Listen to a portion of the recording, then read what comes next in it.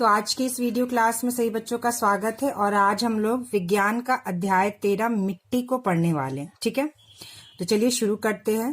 मिट्टी के बारे में हम लोग सभी जानते हैं थोड़ा बहुत। मिट्टी हमारी पृथ्वी का एक महत्वपूर्ण अंग है। मिट्टी ही पौधों के उगने के लिए आधार प्रदान करती है। मिट्टी के बिना न तो घास उग सकती है, न पेड़ उग सकते हैं और न ही हमारे अथवा पृथ्वी के अन्य प्राणियों के पोषण के लिए कुछ सामग्री प्राप्त हो सकती है।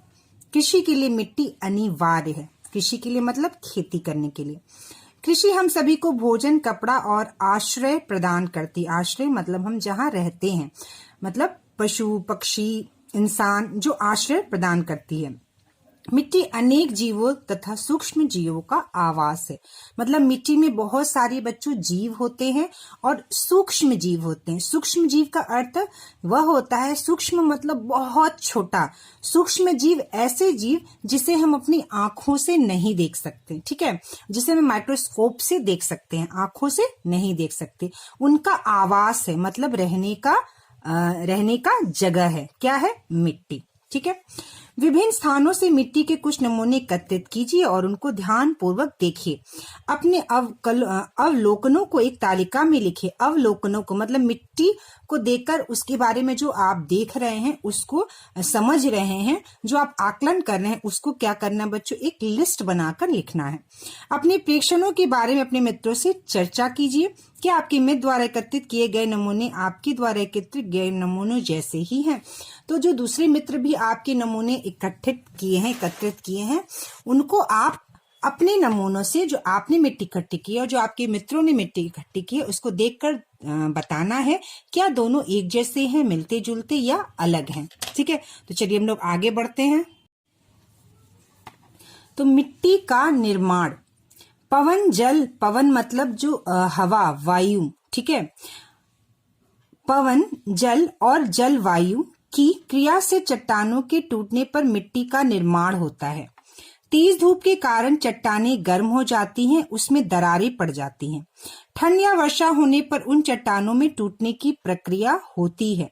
इस प्रक्रिया में चट्टानों के अंदर पेड़ पौधे की पत्तियां, मृत सजीवों के अवशेष मतलब बचे हुए, ठीक है, पेड़ पौधे जब सड़ जाते हैं, गल जाते हैं, तो उसके जो बचे हुए हिस्से होते हैं, मृत सजीवों के अवशेष और जो मरे हुए जानवर होते हैं, जीव होते हैं छोटे मोटे, वो सारे उनके जो अवशेष होते हैं बचा हुआ, वह मिल जाता है। पवन, जल और जलवायु की क्रिया से चट्टानों के टूटने पर मिट्टी का निर्माण होता है।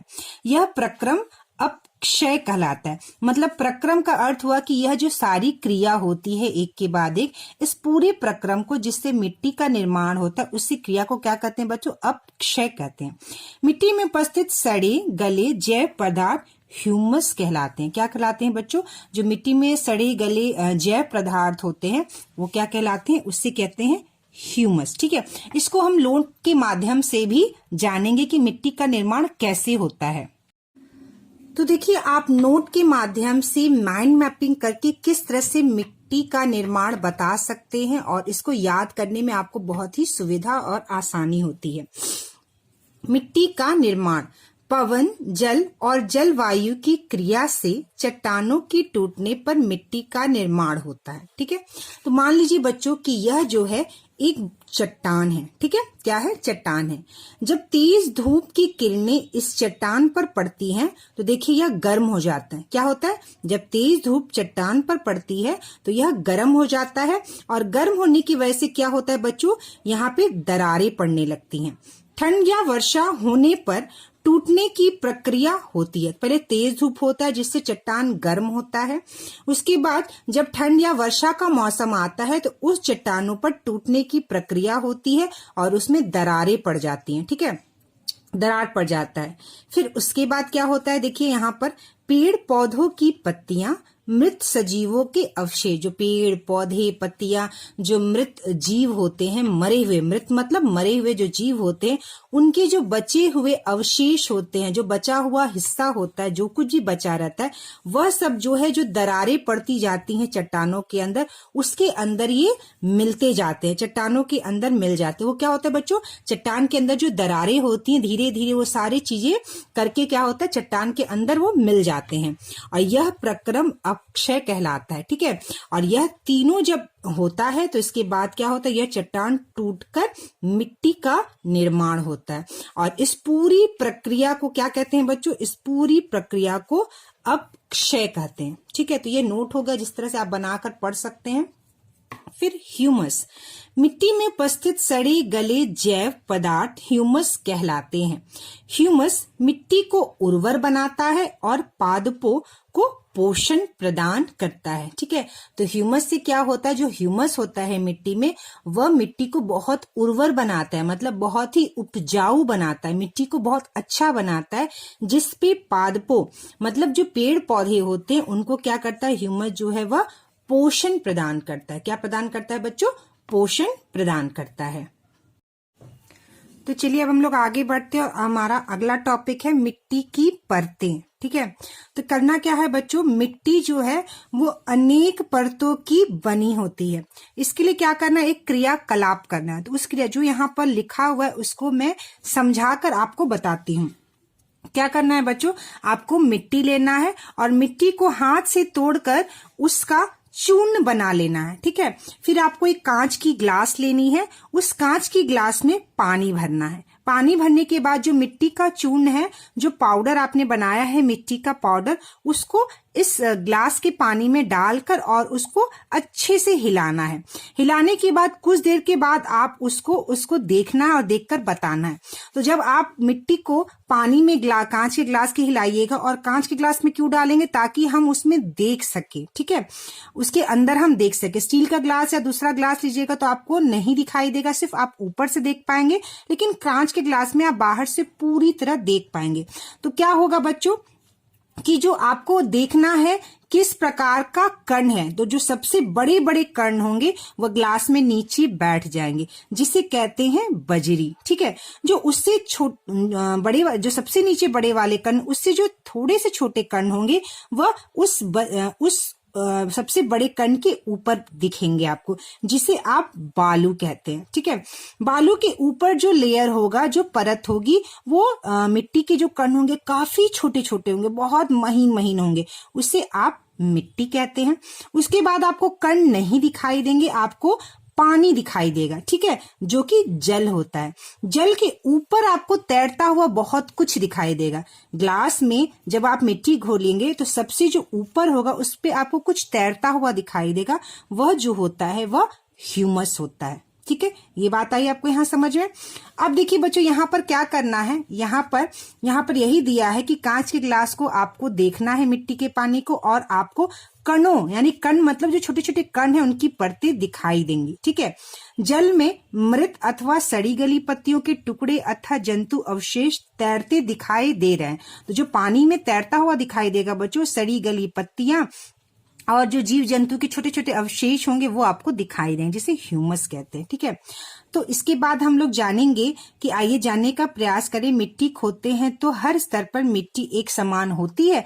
देखिए, जब हम मिट्टी को खोदते हैं जमीन से तो मिट्टी हर स्तर पर एक समान नहीं होती है। ठीक है, तो देखिए, किसी इमारत की नींव खोदते समय, सड़कों के किनारे अथवा तालाब खोदते समय किनारों की मिट्टी के ऊर्ध्वाकाट को देखिए। जब हम काटते हैं, ऊर्ध्वाकाट मतलब काट के जब मिट्टी को किनारे रखते हैं तो उसको आपको देखना है। आपको मिट्टी की विभिन्न प्रकार की परतें दिखाई देंगी। प्रत्येक परत गठन, रंग, गहराई और रासायनिक संगठन में भिन्न होती है। तो जो प्रत्येक परत होती है मिट्टी की अलग अलग, उसका रंग अलग होता है, उसकी गहराई अलग होती है, उसका जो गठन होता है मतलब मिट्टी जो गांठ जैसा बनाते हैं, जो ढीला होता है वो अलग अलग प्रकार का होता है, और जो उसका रासायनिक संगठन होता है मतलब कि जो उसका केमिकल कंपोजिशन होता है, मिट्टी में क्या क्या पाया जाता है अलग अलग प्रकार, जैसे खनिज पदार्थ पाया जाता है, ह्यूमस पाया जाता है, उसमें पानी होता है, कार्बनिक पदार्थ होता है। तो अलग अलग जो इसमें रसायन पाए जाते हैं, जो उसका रासायनिक संरचना होता है, रासायनिक संगठन होता है, वो अलग अलग प्रकार का होता है। ठीक है, चलिए हम लोग आगे बढ़ते हैं। तो चलिए बच्चों, हम लोग नेक्स्ट पेज पर आ गए हैं। यहाँ पर देखिए एक आपको चित्र बना हुआ दिखाई दे रहा है, ठीक है। यहाँ पे लिखा है मिट्टी की परतें, ठीक है, मिट्टी की परतें। यहाँ पर मिट्टी की 4 परत आपको दिखाई दे रही, 1 2 3 4। और यहाँ पर जो यहाँ से लेकर यहाँ तक जो बातें इसमें लिखी हैं वह मैं आपको नोट के माध्यम से बता रही हूँ, जिससे आपको समझा रही हूँ, जिससे आपको याद करने में भी आसानी होगी और आपको नोट बनाने में भी आसानी होगी, ठीक है। तो मिट्टी की जो परत है उसकी जो पहली परत है बच्चों, जो पहली परत होती है उस परत को शीर्ष मिट्टी कहते हैं। शीर्ष मतलब सबसे ऊपर।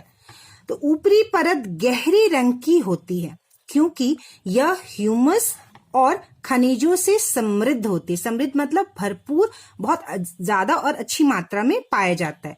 यह परत सामान्यतः मृदु, संरंध्र और अधिक जल को धारण करने वाली होती है, ठीक है। तो यह परत में सबसे ज्यादा जल को धारण करने की क्षमता होती है। छोटे पौधों की जड़ें पूरी तरह से शीर्ष मिट्टी में ही रहती हैं। जो छोटे पेड़ पौधे होते हैं उनकी जो जड़ होती है वो शीर्ष मिट्टी में ही रहती है। चलिए दूसरी परत को हम मध्य परत कहते हैं। क्या कहते हैं बच्चों? मध्य परत। यह परत सामान्यतः अधिक कठोर, मतलब थोड़ा कठोर होता है, मतलब कड़ा होता है और अधिक घनी होती है। और क्या होता है बच्चों? बहुत घना होता है, ठीक है ना। आप घना समझ रहे हैं ना, कि वो एक दूसरे से ज्यादा जुड़ा हुआ घना होता है। शीर्ष मृदा के नीचे, यहाँ पे देखिए न है, शीर्ष मृदा के नीचे मध्य परत में ह्यूमस कम होता है लेकिन खनिज अधिक होते हैं, ठीक है। तो शीर्ष मिट्टी के नीचे ही दूसरी परत जो होती है उसे मध्य परत कहते हैं और इसमें ह्यूमस कम होता है, खनिज ज्यादा होता है। और शीर्ष मिट्टी में ह्यूमस और खनिज दोनों ही ज्यादा होता है, ठीक है। अब आते हैं तीसरी परत। तीसरी परत जो होती है बच्चों, दरारों और विद्रोह मुक्त चट्टानों के छोटे ढेलों से बनी होती है, ठीक है। तो यहाँ पर विद्रोह मुक्त का क्या अर्थ होता है, जो आपकी किताब में भी दिया हुआ है। विद्रोह मुक्त चट्टान का अर्थ होता है ऐसे चट्टान जिसमें दरारें नहीं होती हैं, बिल्कुल दरारें नहीं होती हैं, कि और ये छोटे छोटे ढेलों से बनी होती है। जो चौथा लास्ट सबसे अंतिम परत होता है, तीसरी परत के नीचे आधार शैल होता है जो कठोर होता है और इसे कुदाल से खोदना कठिन होता है। तो जो चौथा परत होता है वो शैल से बने होते हैं और यह शैल जो होते हैं बहुत ज्यादा कठोर होते हैं और आप इसको कुदाल से भी खोद नहीं पाते हैं, ठीक है। तो ये हो गया आपका 4 परत। तो चलिए अब हमारा नेक्स्ट टॉपिक है मिट्टी के प्रकार, ठीक है। तो मिट्टी के प्रकार जो है बच्चों, यह जो टॉपिक है मिट्टी के प्रकार, उसका भी मैंने नोट बनाया है और नोट के माध्यम से अगर मैं उसको पढ़ा के समझाती हूँ तो ज्यादा आपको अच्छी से समझ में आएगा। तो देखिए मिट्टी के प्रकार यहाँ से लेकर पूरा आपको यहाँ तक यह दिया हुआ है, पूरा यहाँ तक जो मैं आपको नोट के माध्यम से मिट्टी के प्रकार बताऊंगी तो आपको ज्यादा अच्छे से क्लियर होगा, ठीक है। तो देखिए यहाँ पर मैंने मिट्टी के प्रकार लिखे हैं। देखिए इसको किस तरह से हम समझेंगे। मिट्टी में पाए जाने वाले चट्टान के कणों के आकार पर मिट्टी को वर्गीकृत किया जाता है। वर्गीकृत मतलब उसे बांटा जाता है। तो मिट्टी में जो चट्टान होते हैं, जो छोटे छोटे कण होते हैं, उसके आधार पर उसका जो आकार होता है, उसका जो साइज होता है, उसके आधार पर मिट्टी को 3 प्रकार में बच्चों बांटा गया है। बलुई मिट्टी, चिकनी मिट्टी और दोमट मिट्टी, ठीक है। अब हम इसको तीनों का अंतर समझेंगे, तीनों मिट्टी के बारे में जानेंगे। पहला, यदि बलुई मिट्टी, यदि मिट्टी में बड़े कणों का अनुपात अधिक होता है तो वह बलुई मिट्टी कहलाती है। मतलब कि अनुपात का यहाँ अर्थ यह हो गया बच्चों कि बलुई मिट्टी में भी छोटे कण भी होते हैं और बड़े कण भी होते हैं। अगर मान लीजिए बलुई मिट्टी में 80% कण बड़े हैं और 20% कण छोटे हैं तो वह मिट्टी बलुई मिट्टी होती है, ठीक है। चिकनी मिट्टी, यदि सूक्ष्म कणों का अनुपात अधिक होता है तो इसे चिकनी मिट्टी कहते हैं। कण जुड़े होते हैं। तो जो चिकनी मिट्टी होती है उसमें जो छोटे छोटे कण होते हैं उसका अनुपात ज्यादा होता है। जैसे मान लीजिए 80% छोटे कण होते हैं, 20% बड़े कण होते हैं, तो उसे चिकनी मिट्टी कहते हैं। दोमट मिट्टी यदि बड़े और छोटे कणों का अनुपात लगभग समान होता है तो वह दोमट मिट्टी कहलाती। मतलब इसके जो कण होते हैं, इसमें बड़े कण और छोटे कण लगभग बराबर होते हैं तो उसे दोमट मिट्टी कहते हैं। ठीक है, चलिए अब हम बलुई मिट्टी का दूसरा पॉइंट देखते हैं। इनके बीच काफी रिक्त स्थान होते हैं, ये स्थान वायु से भरे होते हैं। तो जो बलुई मिट्टी होती है जिसमें बालू के कण होते हैं, तो इनके बीच में जगह बहुत ज्यादा खाली होता है। ठीक है, और इसमें काफी वायु भरे होते हैं।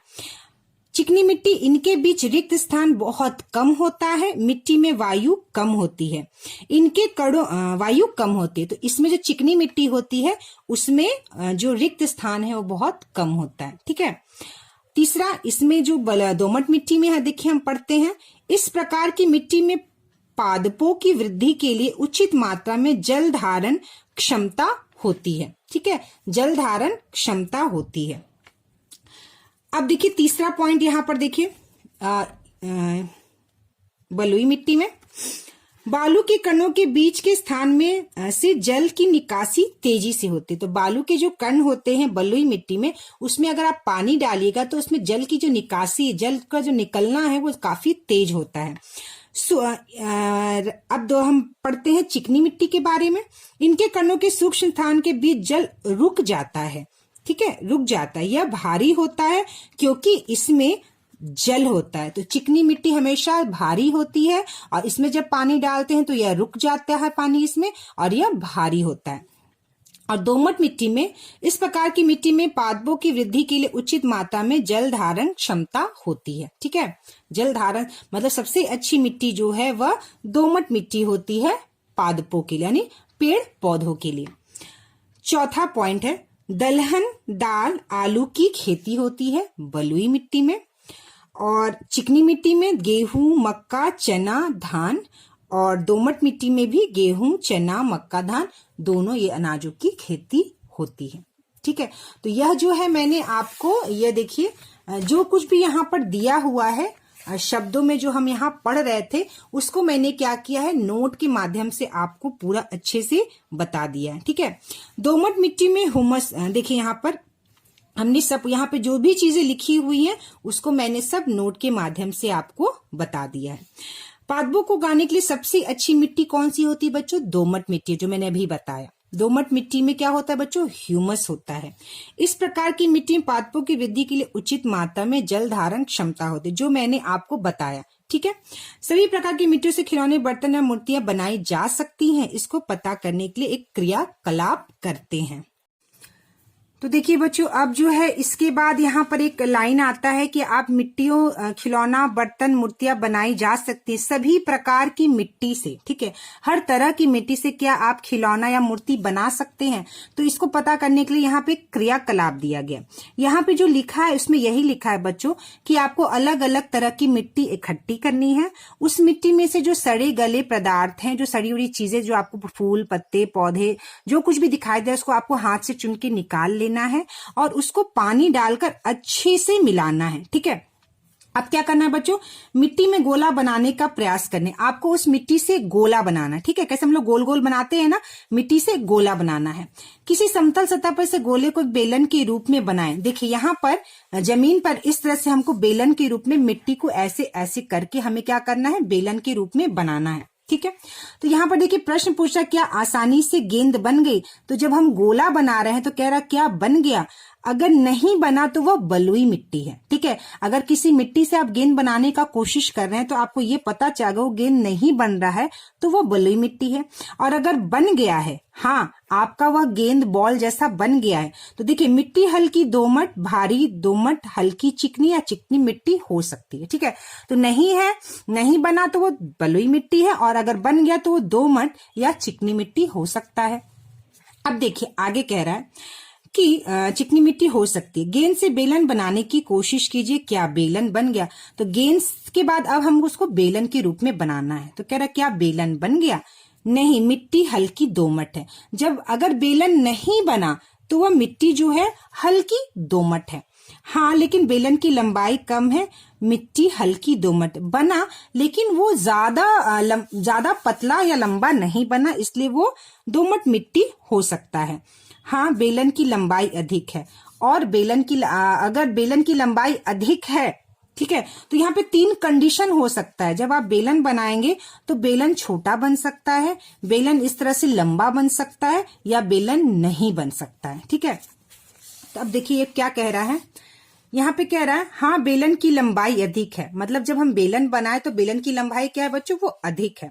अगर अधिक है बेलन की लंबाई, मतलब किसी मिट्टी से आप खूब पतला लंबा बेलन बना सकते हैं, तो मिट्टी हल्की चिकनी या चिकनी मिट्टी हो सकती है। बेलन को मोड़कर वृत्त बनाने की कोशिश की, तो जो अगर लंबा बेलन बन जाता है किसी भी मिट्टी से, और तो वह क्या है बच्चों, वह चिकनी मिट्टी होगी। ठीक है, अब कह रहा है कि बेलन से आप इस तरह से वृत्त गोला बनाने की कोशिश कीजिए। अगर गोला बनाते समय आपको उसमें बहुत सारी दरारें आ जाती हैं, वो गोला खूब चिकना नहीं बनता है, तो दरारों वाला वृत्त बनता है, हल्की चिकनी मिट्टी है, वह मिट्टी क्या है, हल्की चिकनी है। और अगर वह गोला जो है बहुत अच्छे से आपका वृत्त बन गया है, उसमें दरारें नहीं आई हैं, तो वह जो है बिल्कुल वृत्त पूरा बन जाता है, यह चिकनी मिट्टी है। मतलब किसी मिट्टी को अगर आप लेते हैं, उसका गोला बनाते हैं, उसको खूब पतला बेलन बनाते हैं, इस तरह से वृत्त बना देते, बिल्कुल दरार नहीं आती है, तो यानी कि वह मिट्टी जो है बच्चों वह चिकनी मिट्टी है। अगर गोला बनाते समय दरार आता है तो वह कौन सी मिट्टी है बच्चों, वो हल्की चिकनी मिट्टी है। ठीक है, और यहाँ पर देखिए अगर आप मिट्टी से गोला नहीं बना पाते हैं तो वह बलुई मिट्टी है। ठीक है, और अगर बेलन बनाते हैं और छोटा ही बेलन बनता है तो वह मिट्टी जो है वो हल्की दोमट मिट्टी। तो इस तरह से इस क्रियाकलाप करके हम मिट्टी को पहचान सकते हैं कि मिट्टी किस प्रकार की है। तो बच्चों हमारा जो नेक्स्ट टॉपिक है मिट्टी के गुण।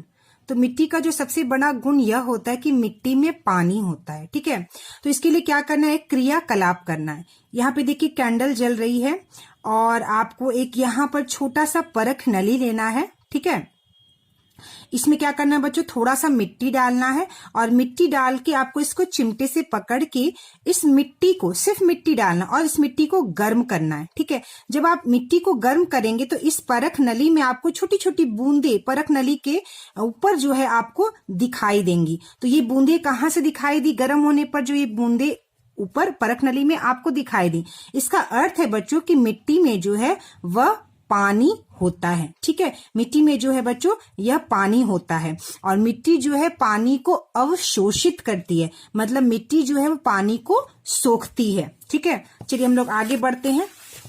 अब देखिए यहाँ पर एक चीज और कह रहा है, देखिए गर्म दिनों में मिट्टी से जल के वाष्पन के कारण ऊपर उठती जल वाष्प वायु को अपेक्षाकृत सघन बना देती है। ठीक है, तो क्या होता है, जब बहुत गर्मी पड़ती है, गर्मी का दिन होता है, तो जो मिट्टी होता है, मिट्टी से गर्मी के कारण, तेज धूप के कारण जो मिट्टी में पानी होता है, जो जल होता है, वह भाप बन के ऊपर उठने लगता है।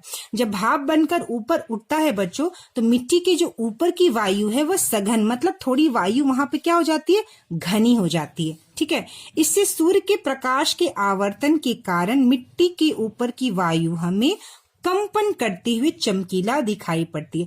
तो जब भाप बनके वहां का पानी मिट्टी से ऊपर उठता है, और उस मिट्टी का जो भाप से वाष्प जो ऊपर उठता है, उस पे जब सूर्य की किरणें पड़ती हैं, तो जब सूर्य की किरणें पड़ती हैं तो उस पानी जो भाप होता है उससे रिफ्लेक्शन होता है, और उस आवर्तन के कारण मिट्टी की जो ऊपर की वायु जो है हमें वह चमकीला दिखाई देती है। ठीक है, चमकीला दिखाई पड़ता है।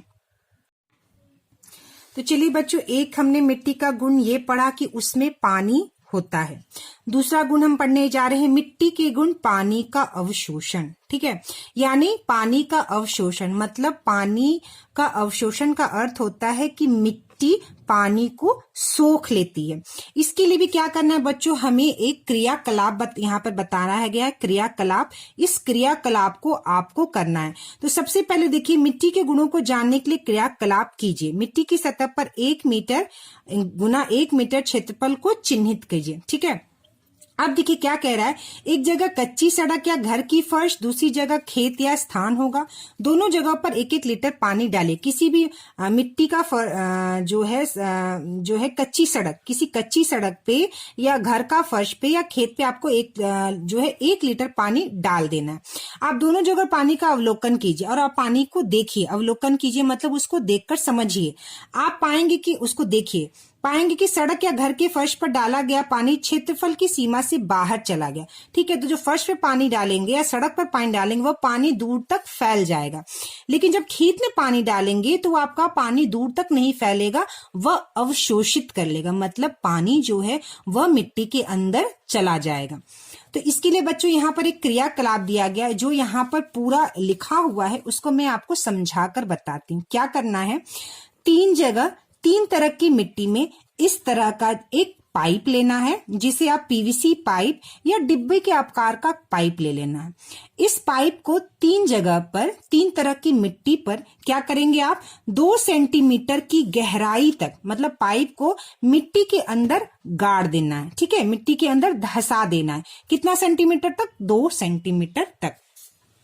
अब तीनों जगह पर क्या करना है बच्चों, आपको 500 ml यानी आधा लीटर पानी लेना है और तीनों डिब्बे में आधा लीटर पानी को आपको डालना है बारी बारी से। ठीक है, तो अब आपको देखना है कि आधा लीटर पानी जो है वह मिट्टी के अंदर जाने में तीनों तरह की मिट्टी में कितना समय लगा। ठीक है, तो बलुई मिट्टी में जब आपने पाइप गाड़ा और आधा लीटर पानी उसमें डाल दिया तो आपको देखना है कि पाइप का पानी कितने देर में खाली हुआ। फिर चिकनी मिट्टी में आपको इस तरह से पाइप डालना है 2 सेंटीमीटर तक अंदर, उसमें 500 ml पानी डालकर देखना है कि वह मिट्टी पानी जो है 500 ml वह कितने देर में सोखा। और इसी प्रकार दोमट मिट्टी में भी पाइप डालकर 500 ml पानी डालना है और यह देखना है कि पानी कितना सोखा, कितने देर में सोखा। ठीक है, तो यही चीज यहाँ पर यह बताया गया है बच्चों। देखिए अंतःश्रवण दर, तो पानी, तो अंतःश्रवण दर क्या होता है इसको हम समझेंगे कि देखिए पानी, जल की मात्रा, अंतःश्रवण अवधि, मतलब पानी जो आपने डाला वह कितना देर में, कितने मिनट में, कितना देर में, कितने मिनट में मिट्टी ने पूरे पानी को सोख लिया, इसे हम अंतःश्रवण दर कहते हैं, जिसका फॉर्मूला है जल की मात्रा ml डिवाइडेड बाय अंतःश्रवण अवधि मिनट में। तो कितना पानी कितने देर में सोख लिया, इसी दर को अंतःश्रवण दर कहते हैं। ठीक है, अंतःश्रवण दर कहते हैं। तो तीनों का अंतःश्रवण दर, तीनों मिट्टी का अंतःश्रवण दर अलग अलग होता है। ठीक है, ये हो गया अंतःश्रवण, जिसको मैं आपको नोट के माध्यम से बताऊंगी अभी। मिट्टी द्वारा जल का अवशोषण। ठीक है, मिट्टी द्वारा जल का अवशोषण। तो सबसे पहले मैंने जो यहाँ पर नोट बनाया है बच्चों, इसको आप अच्छे से समझ लीजिए। देखिए, मिट्टी के गुण, मिट्टी का अवशोषण, मिट्टी के गुण, मिट्टी का अवशोषण। ये देखिए मैंने यहाँ पे नोट बनाया है, इसको नोट के माध्यम से हम समझेंगे। मिट्टी में पानी का सोखना, इसे ही अवशोषण कहते हैं, जिसे अंतःश्रवण कहते हैं। ठीक है, जल के मिट्टी में अंतःश्रवित होने में लगने वाला समय के आधार पर अंतःश्रवण दर की गणना ही अंतःश्रवण दर है। ठीक है, तो जल का मिट्टी में अंतःश्रवित मतलब अवशोषण होना, सोख लेना, उसी को अंतःश्रवण दर कहते हैं। कितना देर में गया, मिट्टी में पानी कितनी तेजी से अंदर जाता है, अंतःश्रवण दर कहलाता है। ठीक है, अंतःश्रवण दर मिलीलीटर पर मिनट होता है, जल की मात्रा ml में, अंतःश्रवण अवधि मिनट। यह दर जो होता है बच्चों, बलुई मिट्टी में सबसे अधिक होता है और चिकनी मिट्टी में सबसे कम होता है। ठीक है, अब देखिए कि और एक टॉपिक आता है, एक टॉपिक और आता है बच्चों, जल धारण क्षमता। क्या है, जल धारण क्षमता। मिट्टी अपने में जल को रोके रखती है, जिसे मिट्टी में नमी कहते हैं। ठीक है, मिट्टी की जल को रोक के रखने की क्षमता ही जल धारण क्षमता है। चिकनी मिट्टी की जल धारण क्षमता सबसे अधिक होती है। तो मिट्टी में गुण होता है कि जल को अपने में रोके रखती है, इसे जल धारण क्षमता कहते हैं। तो देखिए बच्चों, यहाँ पर एक और क्रियाकलाप दिया गया। विज्ञान में तो बहुत सारे क्रियाकलाप होते हैं, बिना किए हम उसको अच्छे से समझ भी नहीं सकते हैं। ठीक है, तो मिट्टी द्वारा जल का अवशोषण। आइए जानने का प्रयास करके बलुई मिट्टी, दोमट मिट्टी और चिकनी मिट्टी की समान मात्रा में क्या समान द्रव्यमान का जल अवशोषित है। मतलब तीनों प्रकार की मिट्टी में जो जल की मात्रा है वह बराबर है। तो इसको जानने के लिए हमें क्रियाकलाप करना है। क्रियाकलाप में करना क्या, एक बीकर लेना है। बच्चों यहाँ पे जो लिखा हुआ है मैं आपको उसको समझा रही हूँ। एक बीकर लेना है बच्चों, ठीक है। आपको क्या करना है, तीनों प्रकार की मिट्टी को क्या करना है, लेना है। कितना, 50 ग्राम। ठीक है, बलुई मिट्टी 50 ग्राम, दोमट मिट्टी 50 ग्राम और चिकनी मिट्टी 50-50 ग्राम लेना है। इस मिट्टी को धूप में आपको खूब अच्छी तरह सुखा देना है। ठीक है, उसके बाद बारी बारी करके हम एक चीज देखेंगे। क्या देखेंगे, ये आपको यहाँ पर क्या करना है बच्चों, प्लास्टिक की एक कीप लेना है। देखिए जो वाई के आकार का है, प्लास्टिक की एक कीप लेना है। उसके ऊपर आपको छन्ना कागज जो होता है, ठीक है, एक प्लास्टिक की कीप में छन्ना कागज, मतलब एक कागज होता है जिसे छन्ना कागज कहते हैं, उसको लगा देना है। ठीक है, फिर उस छन्ना कागज के ऊपर आप सबसे पहले बलुई मिट्टी को डालेंगे, 50 ग्राम जो आपने सुखाया। फिर आप ड्रॉपर के माध्यम से धीरे धीरे उस मिट्टी पर पानी डालेंगे और पानी को आप नाप लेंगे कि कितना पानी आप उसमें डाल रहे हैं। पानी को पूरी मिट्टी पर धीरे धीरे धीरे धीरे डालते जाना है और तब तक मिट्टी डालना है बच्चों, तब तक पानी की बूंद डालते जाना है जब तक कि एक बूंद पानी नीचे से गिरने ना लगे। जैसे ही पहली बूंद कीप से नीचे गिरेगी, आपको अपना पानी डालना वहां बंद कर देना है और यह नाप कर देखना है कितना पानी आपने बलुई मिट्टी में डाला। ठीक है, फिर इसी तरह से दोमट मिट्टी लेनी है। दोमट मिट्टी में आपको पानी डालते जाना है, तब तक डालना है जब तक कि पहली बूंद नीचे से ना गिर जाए। फिर आपको पानी की मात्रा नाप लेना है कि दोमट मिट्टी में आपने कितना पानी डाला। वैसे ही चिकनी मिट्टी में भी करना है। पहली बूंद गिरने के बाद क्यों रुक जाना है, क्योंकि बच्चों जितना पानी मिट्टी सोख सकता था वह तो मिट्टी सोख लेता है पानी, लेकिन जब वो पानी नहीं सोखता है तभी पानी जो है नीचे गिरता है। तो तीनों को आप मिट्टी में पानी डालेंगे, डालकर देखेंगे कितना पानी किस मिट्टी में 50 ग्राम में कितना पानी लगा। यही आपको देखना है इस क्रियाकलाप में। ठीक है, तो इस क्रियाकलाप में यही पहले आपको देखना है। तो देखिए यहाँ पे क्या कह रहा है, पता लगाइए क्या सभी प्रकार की मिट्टी में पानी सोखने की मात्रा समान है। परिणामों पर अपने मित्र के साथ क्या करना है बच्चों, चर्चा करना है। किस प्रकार की मिट्टी जल अवशोषण क्षमता अधिक है और किसमें कम है। किस प्रकार की मिट्टी की अंतःश्रवण सबसे अधिक है, सबसे कम है। ठीक है, तो देखिए विभिन्न प्रकार की मिट्टी की जल धारण क्षमता बच्चों अलग अलग होती है। तो जब आप ये क्रियाकलाप करेंगे तो आप देखेंगे कि चिकनी मिट्टी की जल धारण क्षमता सबसे अधिक है, यानी जो चिकनी मिट्टी है उसमें सबसे ज्यादा पानी सोखेगा। इस क्रियाकलाप से हम यह जानेंगे। ठीक है, चलिए नेक्स्ट हमारा पॉइंट है मिट्टी और फसलें। तो हमारा नेक्स्ट पॉइंट मिट्टी और फसलें हैं। बिहार राज्य के विभिन्न हिस्से यानी क्षेत्र में विभिन्न प्रकार की मिट्टी पाई जाती है। मतलब विभिन्न प्रकार मतलब अलग अलग तरह की। कुछ हिस्से में चिकनी मिट्टी पाई जाती है तो कुछ में दोमट और कुछ में बलुई मिट्टी। जलवायु को प्रभावित करने वाले कारक जैसे पवन, वर्षा, ताप, प्रकाश, आर्द्रता मतलब जो नमी होती है और मिट्टी के प्रकार सम्मिलित रूप से किसी क्षेत्र विशेष में उगने वाले वनस्पति मतलब जो वनस्पति होते हैं, पेड़ पौधे, फसलें जो होती हैं कि किस्में निर्धारित करती हैं। चिकनी एवं दोमट मिट्टी दोनों में, देखिए यहाँ पे दिया हुआ है बच्चों, चिकनी और दोमट मिट्टी दोनों में गेहूं, मक्का, चना, धान की खेती की जाती है। ऐसी मिट्टी की जल धारण क्षमता अच्छी होती है। तो सबसे जल धारण क्षमता दोमट और चिकनी मिट्टी की होती है।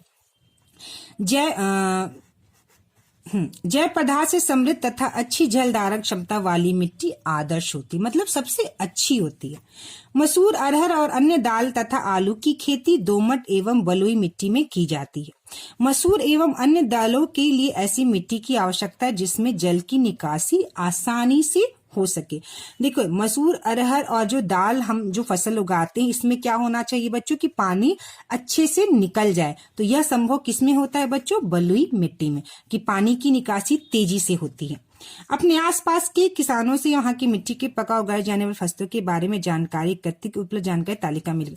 तो इस तालिका में क्या करना है, आपको प्रकार लिखना है कि चिकनी मिट्टी में कौन सा फसल है, दोमट में और बलुई में, जो आपके आसपास के हैं उसे आपको इसमें बताना है। चलिए बच्चों, हमारा जो लास्ट टॉपिक है मृदा अपरदन, क्या होता है इसको हम समझेंगे। पवन, पानी अथवा बर्फ के द्वारा मिट्टी की ऊपरी सतह का हटना अपरदन कहलाता है। तो हवा, आंधी, बारिश की वजह से जो मिट्टी ऊपर की, जो सबसे ऊपर की मिट्टी बह जाती है उसे ही अपरदन कहते हैं। ठीक है। पादपों की जड़ें मृदा को मजबूत से बांधे रखती है। तो जितने ज्यादा पेड़ पौधे होते हैं जिस जगह पर, वो मिट्टी को अपने जड़ से बांधे रखती है। यानी ज्यादा पेड़ पौधे जहां होंगे वहां मिट्टी का अपरदन यानी मिट्टी का जो हटना होगा वो कम होगा। जहां पेड़ पौधे कम होंगे वहां मिट्टी का अपरदन ज्यादा होगा। पादपों की अनुपस्थिति में मिट्टी ढीली हो जाती। अगर पेड़ पौधे नहीं होंगे तो मिट्टी क्या होती है बच्चों, ढीली, यानी बिल्कुल ढीला हो जाता है और वह पवन और प्रवाही जल के साथ बह जाता है। प्रवाही जल मतलब जो बहता हुआ जल के साथ बह जाता है। मिट्टी का अपरदन मरुस्थल अथवा बंजर, ठीक है, मरुस्थल और बंजर भूमि जैसे स्थानों पर अधिक होता है। मरुस्थल को जिसे हम डेजर्ट कहते हैं, ठीक है, वहां पर सबसे ज्यादा होता है, जहां की सतह पर कम अथवा कोई वनस्पति नहीं होती है। तो हमारा ये चैप्टर कंप्लीट हो गया बच्चों, और हम लोग नेक्स्ट वीडियो क्लास में इसका क्वेश्चन आंसर बनाएंगे।